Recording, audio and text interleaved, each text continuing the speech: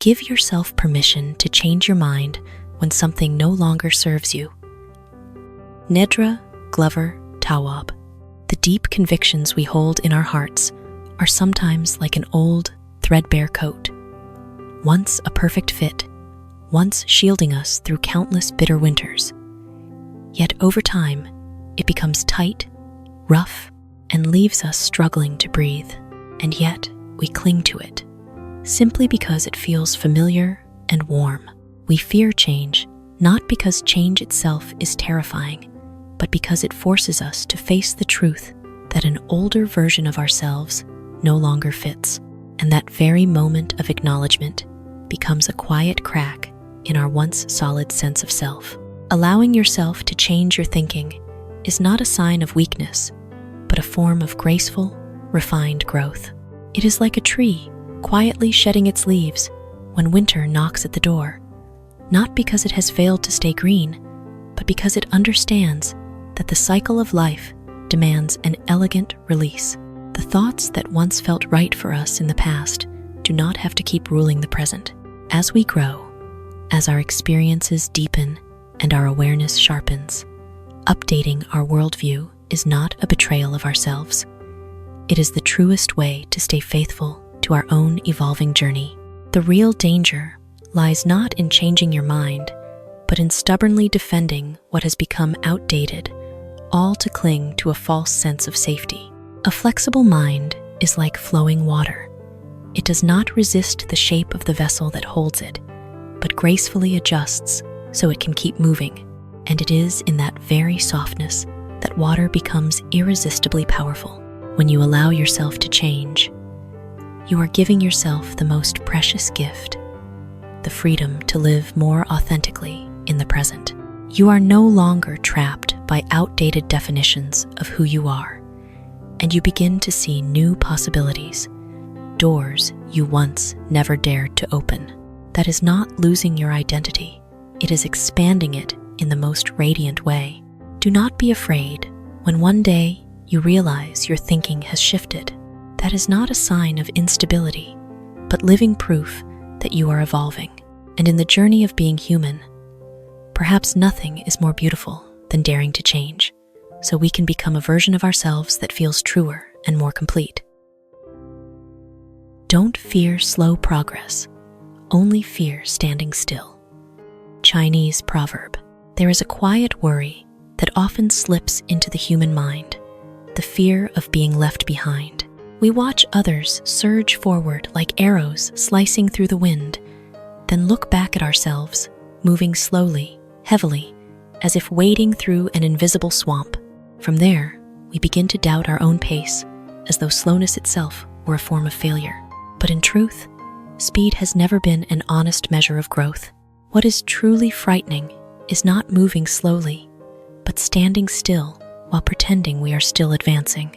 Slow growth is like a seed buried deep in the soil, hidden in quiet darkness, unseen by anyone, with no applause, no dazzling signs of life. Yet, inside, a miraculous process is unfolding. Roots are reaching deeper, structure is forming, strength is quietly gathering.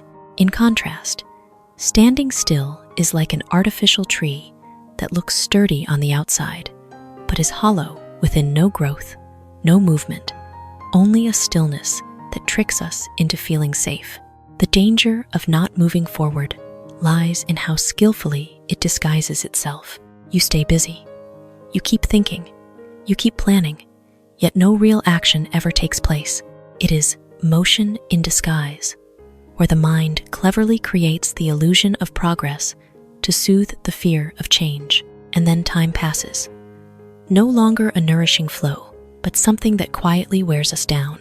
Slow growth demands a special kind of courage, the courage to be patient with yourself, to accept that today's small steps may go unnoticed, yet they are the solid bricks of tomorrow. It is the choice to take the long road where you stop chasing other people's gaze and instead listen to the deep inner rhythm of your own being. If you are moving slowly, do not rush to worry. Simply ask yourself, am I still moving forward? If the answer is yes, Even if the step is tiny, then you are still alive, still growing, still becoming. But if you realize you have been standing still for too long, that is the moment to awaken, not to sprint forward, but simply to begin moving. Because in the human journey, direction always matters more than speed, and a slow, deliberate step will always hold more value than prolonged stillness. Realizing you have not yet reached the place you want to be is the starting point for changing your life. Deborah Day. There is a very real moment that not everyone has the courage to face. The moment we look straight at our own life and dare to admit, I am not yet where I want to be. That is not failure. It is a profound awakening. Because before the light of change can shine, there must first be the second when we realize we are standing in the dark. And that very realization, even if it makes us falter for a moment, is the truest and most powerful starting point for any real movement. People often avoid this feeling by comforting themselves or comparing to soften the discomfort. But shallow comfort is like painting a thin coat of color over a cracked wall. It does not repair, it only conceals. On the other hand, when you dare to look at reality without distorting it, you open a door, the door of responsibility and the power to change. Only when you admit you have not yet arrived do you have a genuine reason to begin the journey. This awareness is like a compass that has been precisely recalibrated. Before, you may have traveled far and long, but in a vague direction. When you realize you have not yet reached what you desire, you do not only see the distance, you begin to feel a clear direction. And it is that direction, not the distance itself, that decides whether you will reach the destination. The beautiful paradox is this: the more honest you are about your own incompleteness, the stronger you become. At that point, you are no longer bound by the illusion that everything is fine. You begin to act not to protect an image, but to create real change. Every step, no matter how small, carries clarity, and that clarity is the most enduring source of energy. If today you realize you are not yet where you want to be, do not rush into disappointment. See it instead as the first bell ringing for a brand new journey. No change ever begins in vagueness. It always starts from a truth faced with unflinching honesty. And once you have dared to see that truth, you have already taken one foot out of the old place. That is the exact moment your life begins to transform brilliantly. I no longer accept the things I cannot change. I am changing the things I cannot accept. Angela Davis. Between resignation and growth, there is a very thin line. The moment you step across that line is when everything shifts. In the past, people were often taught to accept the things they cannot change as a way to live more peacefully with reality. Yet hidden inside that acceptance is sometimes a kind of spiritual numbness. We gradually get used to what hurts us, what suffocates us, and we call it normal, simply because we have been inside it for so long. When you say you will no longer accept it, that is not impulsive rebellion. It is a deeply conscious awakening. You begin to clearly distinguish between what is truly unchangeable and what has only never been given enough courage by you to change. This very distinction is the turning point of the inner self, the moment you stop playing the victim of circumstance and become the architect who reshapes it. Changing the things you cannot accept is like standing up in a stuffy room and deciding to throw the windows wide open. The air outside may be cold, it may not be perfect, yet at least it is real air, not something you are forced to breathe just because you are used to it. That is the action of someone who has become awake enough to understand that false comfort is more dangerous than honest discomfort. This is the shift from passivity to agency, from letting life happen to you to actively shaping it. And in that process, you may meet resistance from your environment, from others, even from the old part of yourself that prefers safety over freedom. But every time you choose change, you are powerfully redefining your own limits. You stop convincing yourself to endure, and you stop blaming circumstances. You choose action, and it is in that choice that a new version of you begins to take shape. A version that no longer lives to adapt to what does not fit, but lives to create what is worthy and whole. That is not only changing your circumstances, that is changing your very place in your own life. Change is made of choices, and choices are made of character. Amanda Gorman. Change does not arrive like a random wind blowing through life. It is the result of repeated choices, small decisions that carry profound shaping power. And deeper still, each of those choices does not arise on its own. It is born from the core within you, your character. In other words, you do not choose according to who you want to become. You choose according to who you already are. Character is like underground water, quiet, hard to see, yet it determines the flow on the surface. A disciplined person will choose to act even when motivation is missing. A person with self-respect will refuse what harms their own worth. A responsible person will not blame circumstances. Those choices may look small at first, but when they accumulate over time, they become the solid architecture of an entire life. The problem is that many people want to change the outcome without touching the root. They force themselves to make the right choices, yet inside, they are not yet strong enough to sustain them. That is like trying to keep a building upright when the foundation is still weak. Sooner or later, it will tilt, because a choice can never be stronger than the character that gave birth to it. If you truly want to change, stop looking only at what you are doing and start looking at who you are becoming. Nurture the core qualities: steadfastness, honesty, the ability to take responsibility, and the courage to face yourself. When character changes, choices change naturally, without force. And when choices change, your life transforms in a fresh and radiant direction. Change is not a single act, but a consequence. It is the shadow cast by choices, and those choices are the mirror reflecting your inner character. If you want to change the shadow, you must return to the source of light, which is yourself. Don't strive to be successful. Strive to create value. Albert Einstein. There is a subtle illusion people easily fall into. We chase success as if it were the ultimate destination, forgetting to ask what we are actually creating along the way.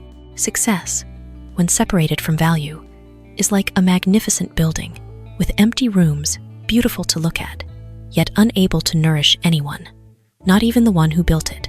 When you strive for success, you easily get caught in external measures. Fame, money, recognition. Those things are not wrong, but they are fragile, dependent on other people's gaze, and can vanish at any moment. In contrast, when you focus on creating value, you anchor yourself in something deeper: the ability to contribute, to solve problems, to make someone else's life even a little better. And that is what becomes the true, lasting foundation. Creating value is like planting a tree. You cannot force it to grow faster by pulling on the trunk. You must care for the soil, water it, nurture the roots. The values you create, skill, dedication, discipline, kindness, are exactly those roots. When the roots are deep and strong enough, success no longer needs to be chased. It will come to you naturally, brilliantly, as a natural result. What is interesting is that when you shift from success to value, the pressure changes too. You no longer have to prove you are better than others. You only need to focus on being better than yesterday's self. You stop living to be seen and start living to be truly useful. And in that process, a deep sense of fulfillment blooms, not because you have achieved, but because you know you are contributing. Stop asking, "How do I become successful?" Start asking, What value can I create? The second question may not sound glamorous, but it is honest, and that very honesty will lead you to a form of success that is not easily shaken, one that belongs not only to you, but also spreads warmth to those around you. The fastest way to triple your success is to double your investment in personal growth. Robin Sharma. There is a truth rarely spoken plainly. Success is not something you achieve by luck, but something you reflect from the person you become. And if success is the shadow, then personal growth is the brilliant source of light. Therefore, if you want to triple your outer results, the most direct way is not to rush out into the world and do more, but to turn inward and upgrade yourself in a profound way. Investing in yourself is not a glamorous act. It often happens in silence, even in monotony. It is the hours of study when no one is watching, the times you correct yourself when no one applauds, the moments you choose discipline over ease. Yet it is precisely in those no one is clapping zones that real capability is formed. And capability, unlike luck, can multiply over time in the most miraculous way. When you double your investment in yourself, sharper thinking, stronger skills, steadier discipline, you do not just improve one part of life. You change the way you interact with every opportunity. What once felt difficult becomes possible. Doors that once stayed closed begin to open, not because the world became easier, but because you have become strong enough to walk through it with confidence. Many people try to optimize strategy, opportunities, or relationships, yet they forget the most important factor. The user of all those things is themselves. A good tool in unprepared hands remains useless, but when you upgrade yourself, even ordinary resources can produce extraordinary results.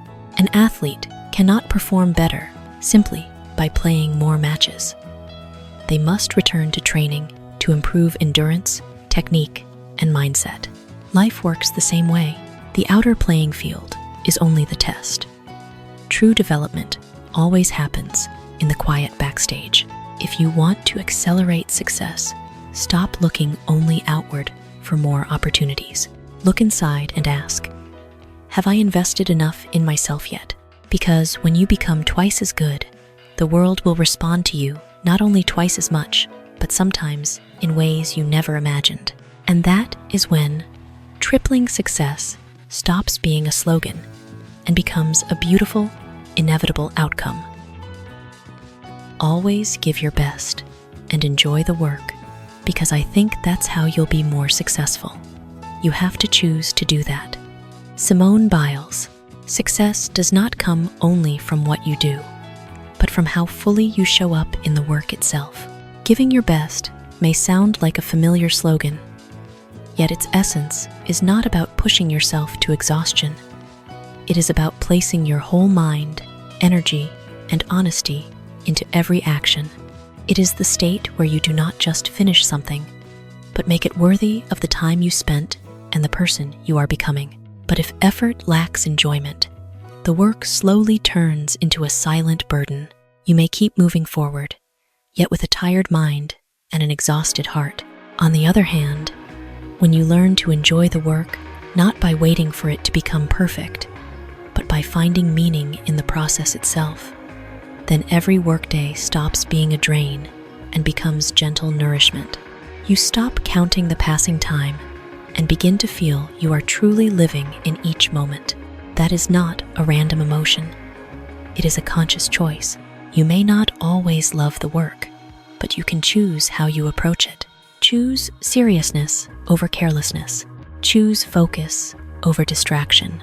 Choose to look for value instead of seeing only pressure. And each small choice, when repeated long enough, will shape your experience in the most magical way. There is a fascinating paradox. When you give your best and enjoy the process at the same time, you stop obsessing over the outcome. Yet, that very fact makes the outcome even better, because now You are no longer driven by fear of failure or the hunger for recognition. You act from deep inner clarity and commitment, and that is the state where performance reaches its most natural and radiant peak. Success is not something you wait for at the end of the road. It is built every day in the way you work, in the attitude you choose, in how you face what repeats. Give your best, but never forget to enjoy it. And most importantly, remember this: you are not only working, you are shaping yourself through the way you work. Failure is not the opposite of success. It is the stepping stone to success. Sundar Pichai. People often see failure as a crack, a sign that something has gone wrong. But in reality, failure does not stand opposite success like two enemies. It lies right on the path leading to it, like rough steps we must climb. The problem is, we are used to seeing only the summit and forget the structure underneath, full of stumbles, mistakes, and imperfect experiments. Each failure is like an uncompromising mirror. It does not flatter you, does not soothe you. It reflects exactly what is still lacking. Skills not yet sharp, thinking not yet deep, or persistence not yet steady. And because it is honest to the point of discomfort, many people choose to avoid it. Yet the paradox is that what you avoid is precisely what has the power to help you grow the fastest. If success is a structure, then failure is the process of testing the materials. Without those mistakes, you would never know where the limits are, where the weaknesses lie, or what needs reinforcing. Someone who has never failed is usually not someone who is exceptionally good, but someone who has not gone far enough to reach their own limits.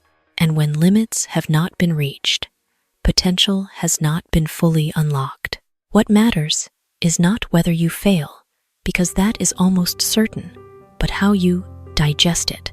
Do you turn it into data for adjustment or into evidence to doubt yourself? Do you stand up with a clearer perspective or stay trapped in a negative story about yourself?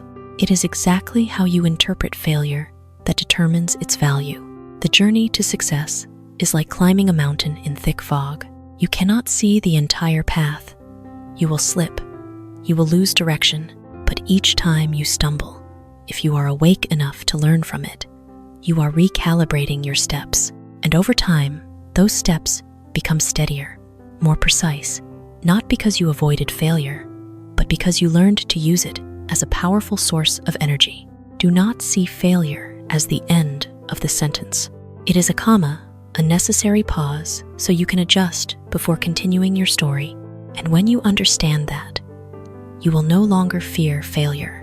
You will begin to see within it a raw energy, not yet refined, yet full of potential to be transformed into brilliant success. Success does not lie in the final result, but in the lessons you learn along the entire path. Vera Wang. We often believe success lies at the destination, in the moment we achieve something specific, clear, and measurable. But if you look deeper, you will see the destination is only a very thin slice of the journey. It cannot hold all the value you have gathered. What truly shapes you is not the final outcome, but what you have learned on the way there, the quiet, enduring lessons that stay with you. Every stretch of the road is like a psychological laboratory where you keep testing, failing, adjusting, and growing. There are lessons you learn from success, how to seize opportunities, how to sustain motivation. But most of the deep understanding comes from the times when things do not go as planned, when plans collapse, when you must face your own limits, when you are forced to ask, what am I truly missing? Those questions, though uncomfortable, are exactly where wisdom is formed in the most miraculous way. If you focus only on the result, you live in a state of waiting until you achieve before you allow yourself to feel enough. But when you shift the focus to the lessons, every step gains value. You no longer depend on winning or losing. You care about what you have understood, where you have become better, and this very shift frees you from the pressure of always having to succeed on the surface. The lessons you accumulate do not disappear when results change. They become part of the structure of your thinking, influencing how you make decisions, how you view problems, how you face future challenges. Results may come and go, but what you have learned will keep paying dividends, quietly and for a very long time. Success is not an ending point you reach, but a process you live within. It lives in the way you observe, the way you adjust, the way you never stop learning from your own experience. And when you understand that, you will realize, even if you have not yet achieved what you desire, you are already succeeding because you are becoming a deeper, steadier, and wiser version of yourself with every single step.